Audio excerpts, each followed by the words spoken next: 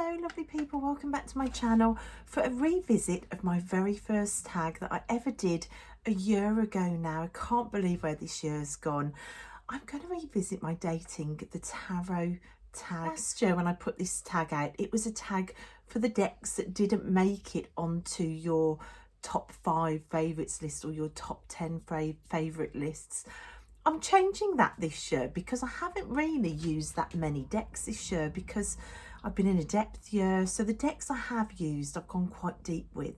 So if I took 10 decks out and did a favourites video, there'd be no decks left for this video, and I want to do this video.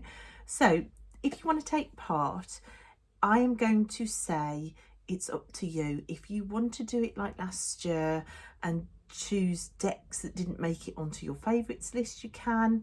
If you want to do decks that you just used in 2021, you can. It's completely up to you. Just run with it however it fits for you. Also, I'm going to include oracle decks in this, although it's dating the tarot.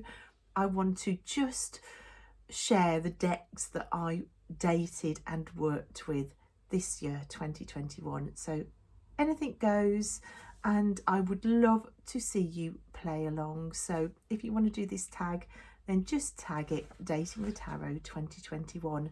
So I have some new prompts this year. I've got 13 prompts altogether. There's some old ones, but there's some new ones in there as well. So let's get started. So number 1 is the same. The cheapskate date. Who did you date because they were as cheap as chips, and how did it work out? For me this year, it was a £1.50 deck, and it was this one, the Less Anxiety Affirmation Cards 2021 saw me hospitalised for a day for anxiety, what turned out to be anxiety and panic attacks. So I started looking for a deck of cards that could help with anxiety. The backs are terrible, but the front of the cards are fabulous. I will learn to rest and restore my strength whenever I feel tired. I give myself permission to just be. It's affirmations around anxiety. Just breathe, let things be, repeat as many times as necessary. So you get the gist. It's those sort of messages. And to be honest, at times this deck has saved the day. It has really helped me. It was £2 well spent. I've got one currently out at the moment to do with my new health journey I'm stepping onto. This was the first card I pulled for that, and it says, I won't be discouraged during hard times. Hard times will pass. Just the encouragement I wanted. So how did my cheapskate date work out? Pretty darn awesome, to be honest. If you can ignore the atrocious backs and just go with the flow of the message. Now we're going on to the slow burner date, the one that you weren't sure about on first meeting, but over time you suspect it's turning to love. Now this one makes me smile because this has been an important deck this year, but last year it made it onto I think I need to break up with you slot. But it's a slow burner. It's taken 2 years for the muse to find its way into my heart and to convince me that, hey, you do actually love collage decks. Ignore the fact that you've heard loads of people say collage decks aren't for them, and make your own mind up. And it's kept calling me and calling me until I fell for its seductive, colourful charms. Pink and turquoise. If you want to find a way into my heart, then pink and turquoise together will do it. So last year, I thought I was going to get rid of this deck, the first deck ever for me to get rid of. I couldn't shuffle it, which now I can. I couldn't get on with the collage, which now I love. And this deck has been used all the way through 2021. I have loved the muse this year. So much so that it got me onto collage decks, and other collage decks have been brought into the mix. The Voyager has been bought because of falling in love with collage. The Uncommon Tarot has been bought in simply because I just adore collage now. 2 collage goddess decks have been bought in as well, ready to work with for next year. The Muse Tarot this year, as a slow burner, has stolen my heart and opened up a whole new world for me. Aren't the best relationships like that? They open up possibilities for you. They don't close you down. Prompt number 3, we're going on a blind date now. The blind date, because we are impulsive humans and sometimes we rush in without checking or looking. What deck did you date without looking or checking? You just jumped. For me, that was the Dark Grimoire Tarot. This is a low Scarabeo deck. Now, this was bought when I was placing orders for my dark decks, my dark deck haul, because 2021 was also the year that I discovered my dark side. This was one that I just added on the end just because it wasn't one I'd really looked at. I just got into a bit of a buying frenzy. We know how that goes. And it got added on as at the end without looking. How did it work out for me? Pretty darn good, to be honest. This is another deck that has broadened my horizons, not only for working with a darker energy and getting over my initial disgust of anything that looks horror related or gruesome. It's also opened up the door to me on the writing of H.P. Lovecraft. This is a book I'm currently reading because this tarot is based on H.P. Lovecraft's work. So this led to some pretty amazing windy, stormy, rainy nights sat in my caravan in Wales with these cards spread out all over my caravan floor, reading these books. So it's been great. It's a deck that I want to understand more so I can work with it really more in depth next year. But that was my blind date. A date with H.P. Lovecraft, a date with the Dark Grimoire Tarot, and it worked out pretty good. The next prompt is one that was on last year's list, but I agreed with you lot. You lot kind of pointed out that for you the prompt read differently, and I think I agree. So prompt 4 is the rebound date. Which deck did you date because another deck didn't work out, like a rebound relationship? It was another one of my dark haul decks, and it was this one, the Dark Angels Tarot. Now, I bought this deck, which has these backs, but specifically because another deck wasn't working out for me. So it really was a rebound date to try and make something else work. Now, that other deck was the Radley Valentine Angel Tarot cards deck. I bought this because my daughter has the fairy cards, which I really liked, and I'd begun to get a little bit interested in Archangel energy. So this deck had been bought just because some of the pictures are wonderful.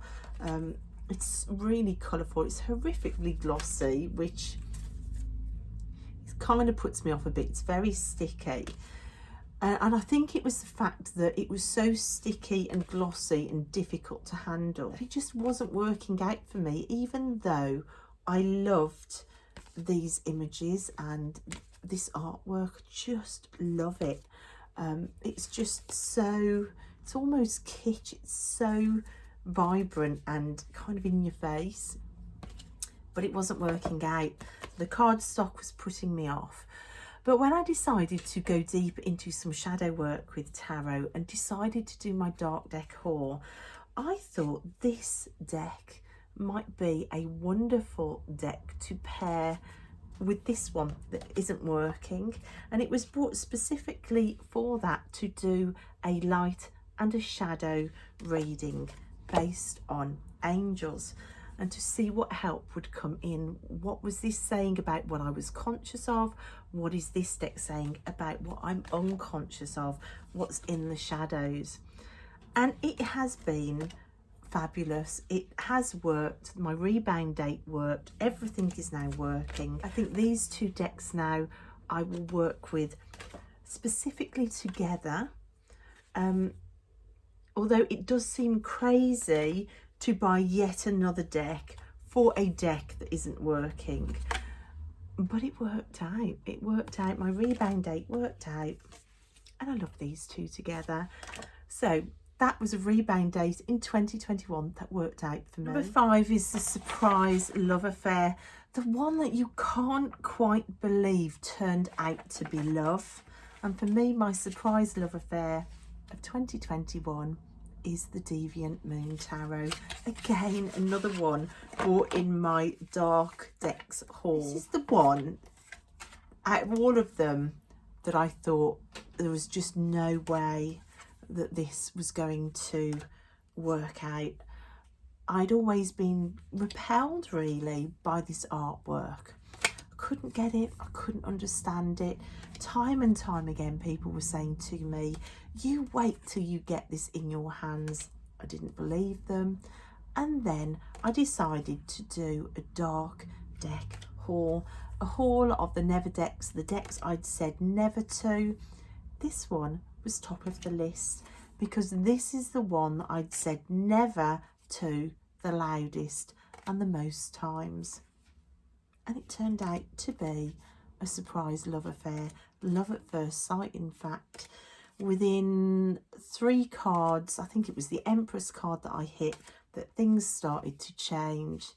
And now I love this deck. These are the backs on it. So yeah, it opened up the whole world of Patrick Valenza to me and his amazing artwork. The beautiful Nancy over at Paper Moon Tarot then sent me the big art book that arrived for my birthday. And it's just a whole new wondrous art world opened up to me, which I will love forever. This was my surprise love affair in 2021. Prompt 6 is the I may need to block your number date. The one that just isn't working out. You might need to block. You've got to get their number off your phone. What didn't work out for you in 2021? Now, for me, there are 2 decks. There is a deck that I bought just because it was dirt cheap. And I'd seen a few cards and I really liked it. I thought it had a linen cardstock which I thought I might like. And although it is a great deck, these are the backs, and I do love animal decks, it's the cardstock actually that I don't like. It does have a texture, but it isn't that sort of linen-y texture. It's that kind of textured plastic, and it kind of grates at my bones, the cardstock of it. You can hear the cardstock. So I am struggling to use this deck, and every time I go to pull an animal deck, this just never gets a look in. So this messages from your animal spirit guides, I'm pretty certain I might have to break up with this one pretty soon. And another one that sat on my shelves completely unused for 2 years is the Star That Never Walks Around. It's also circular, which the jury's still out for me on circular cards. But I think the key reason that I am not using this deck is it's just so far removed from my culture. It's a Native American deck. The back of the box says that it's the tribes of the Great Plain, Native American teachings and totems in it. And it just feels so removed. I almost feel like I'm in the realm of cultural appropriation, trying to tap into this energy. It's the only deck really that I felt is, but it feels closed to me. And because of that, I get really uncomfortable when I reach for it. So I think this needs to find a more appropriate home that it will speak to with a more familiar voice. prompt number 7 is the Stormy on and off again date. So the passionate, lust-filled, equal parts passion and fighting date. The person that you just can't stay away from. So we're in the realms of passion. Now for me this year, I had a few passion decks that I wasn't necessarily fighting with, but it just felt very passion laced. The first one is my Cheryl Yambrak Rose, the first deck I ever bought of hers, the Art Through the Starstream Oracle. Passion filled, passion laced, deep, magical energy with this. Sometimes fighting as well, because laying out a spread in this, sometimes the artwork is so diverse. You have to work your way through that jarring of aliens next to King Arthur, next to Christian imagery. It's such a diverse deck that does sometimes bring in a fight element for me, but also equally parts passion. And 2021 has seen me begin a love affair with the art of Cheryl Yambrak Rose. Also a gifted deck for me. I got gifted the Stretch Tarot this year. I've used this to do spell work with and to kind of do spell tarot spreads, which I haven't really shared yet on the channel. But this for me is a real passion deck. It feels deep, it feels mystical, it feels like I found some sort of magical cave where anything is possible when I enter, and I love it. I love this deck so much. So this has been a real passion love affair that I just can't stay away from, the Stretch Tarot. And another deck that I began working with this year that still needs loads more work, but has that same sort of deep, passionate energy for me, the Philarco's Tarot. This was bought at the end of 2020, and it is a deck that was bought because I was prompted to it by a kind of passionate on and off relationship and the ending of that. And it was bought to delve into areas to do with passion and heartbreak and moving on. And this has proved itself to also be magic laced, to be passion laced, and to be very up for the job of hanging around areas of deep passion. So the Philarco's Tarot for me in 2021 just has to make it into the passion decks as well. Prompt 8 is a new prompt. It's the double date. What pair of decks did you double date and how did it go? I have to put for my double date this year, the most amazing double date, the Zombie Tarot with the Ciccone Tarot, for issues around family scapegoating, emotional abuse, narcissistic trauma, family trauma, for exploring core wounds that may have happened in childhood, and for delving into those shadow areas around family. The Nicoletta Ciccone paired with the Zombie Tarot has just been the best.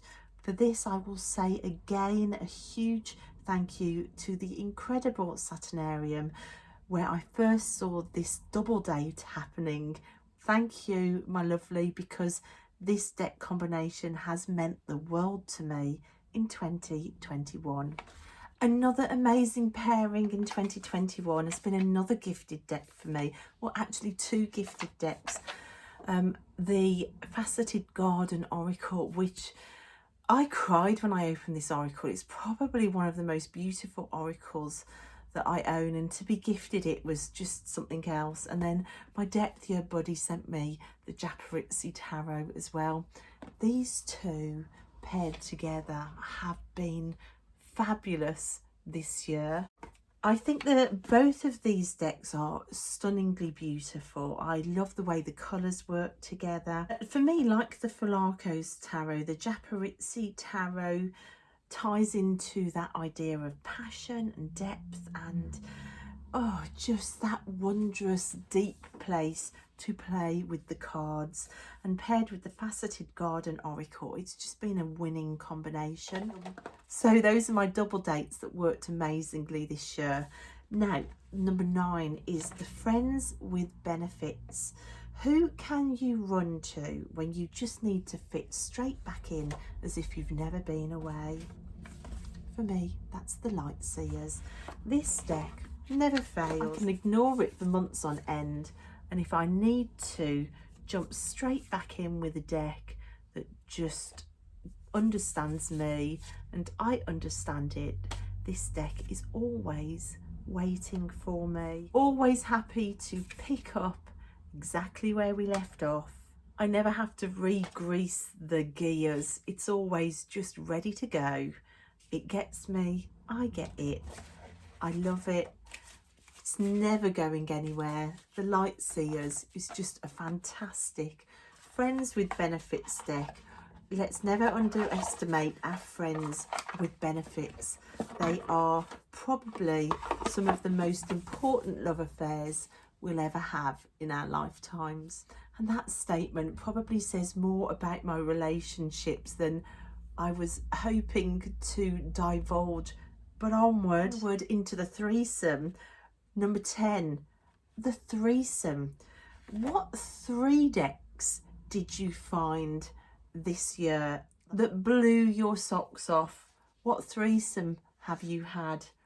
For me, through the gratitude videos that I did at the start of the year, I found a trio of decks that shouldn't work, but it did work. That was my Dame Darcy Mermaid Tarot mixed with the Animal Spirit Oracle, mixed with my Dreams of Gaia Tarot.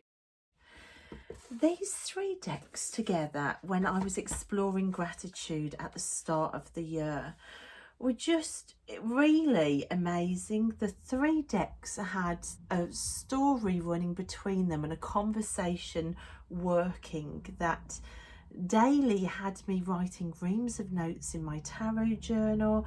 It had me in tears on numerous occasions. They are 3 decks that I will continue to work with as a threesome, just because it was a month of real clear reading and real help and clarity to move forward and to step into gratitude and next steps and focused action forward. And I loved it. It was a month of tarot that I adored. So prompt 11 is another new prompt. Your best hugger date. What date did you go on that gave you just the warmest, cuddliest, best, most needed hugs of the year? For me, it was my Mother Mary Oracle. This was energy that came to me when I least expected it in 2021. Mother Mary energy coming in, a warm motherly embrace that I was missing in a year where I was settling in to continued no contact with my own mother, and it was just a missing energy and a warm hug that I was missing not only in 2021 but for many years previous to that. It's an energy that then came flooding in on me in the Chalicewell Gardens on a trip to Glastonbury, that solidified the fact that this energy was actually what I thought it was, and to embrace it. And this deck really has been my warm hug of 2021. Prompt number 12 is the forever love. The date that you went on in 2021 that you know will be around forever, that you just connected with and you love and is going nowhere. For me, it has to be the Dreams of Gaia, although the Carnival at the End of the World also is one of these decks for me. But this year in 2021, this is the deck that I put all my time and study and energy into. All good relationships depend on how much time we spend, how much energy we give, how much attention we're willing to throw into it.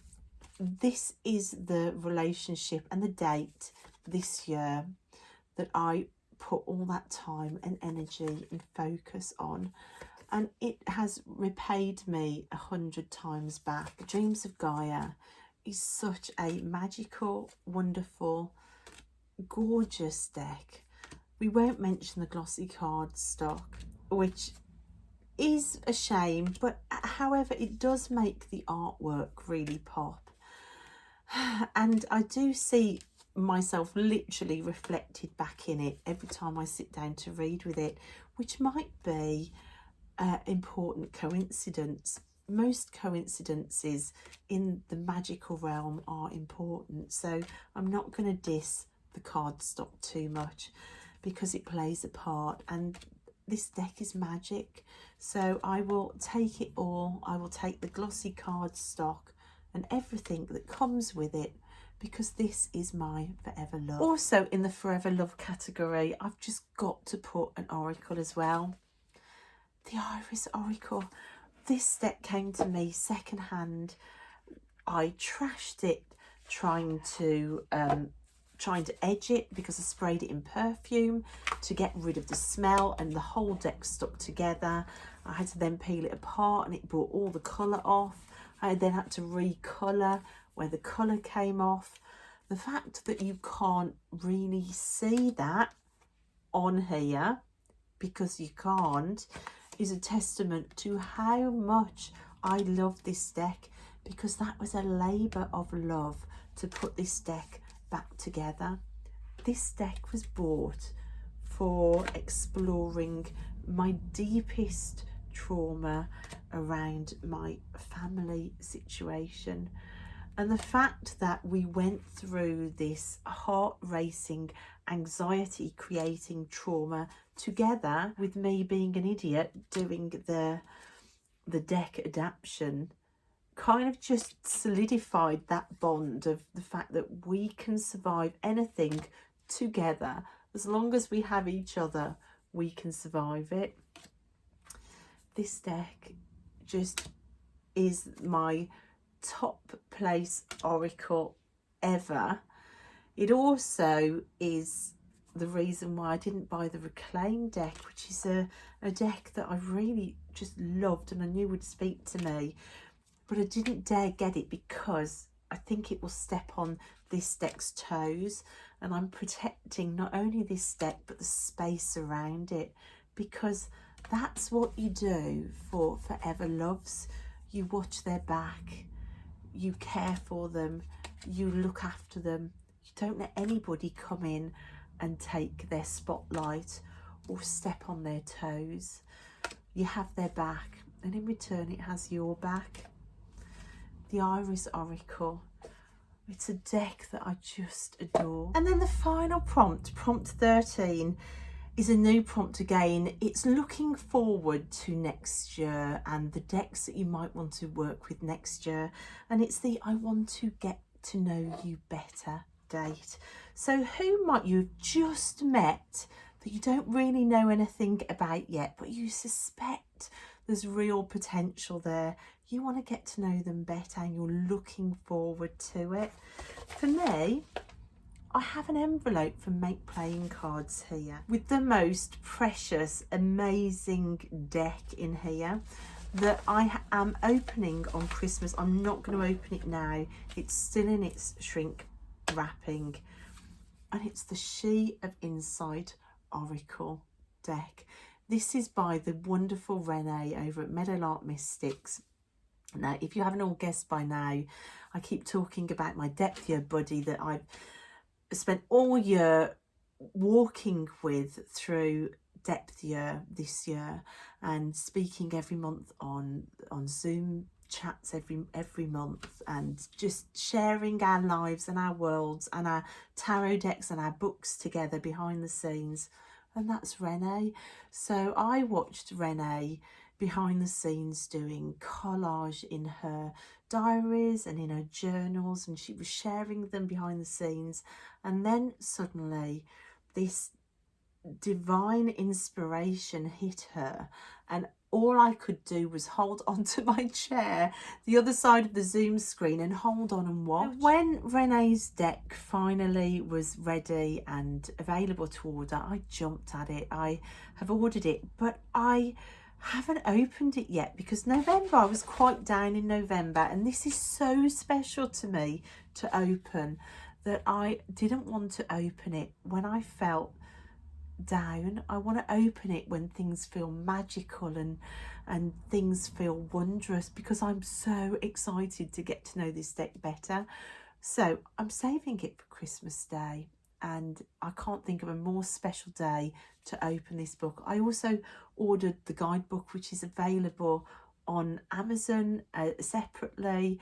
No wasted packaging here, and oh, the power in this deck, having seen it being made and created and knowing the stories behind it, this is just such a magical deck for me. I can say that without even opening it because it already is. So I'm really looking forward to get to know you better. This is my final deck. So that's it, guys. That's my Dating the Tarot for 2021. Now I want to know about yours. Who was your blind date? Who do you want to break up with? Who became your forever love? Who was your surprise love affair? Did you partake in a double date or a threesome? Who was your friends with benefits that you could just run back to? Who is your passion on and off Stormy date? Did you have a rebound date this year because another date didn't work out? Who was your slow burner? Who was your cheapskate? And who is your forever love that you will never break up with? Tell me about your Dating the Tarot 2021. Thanks guys for watching, and I'll see you next time. Bye.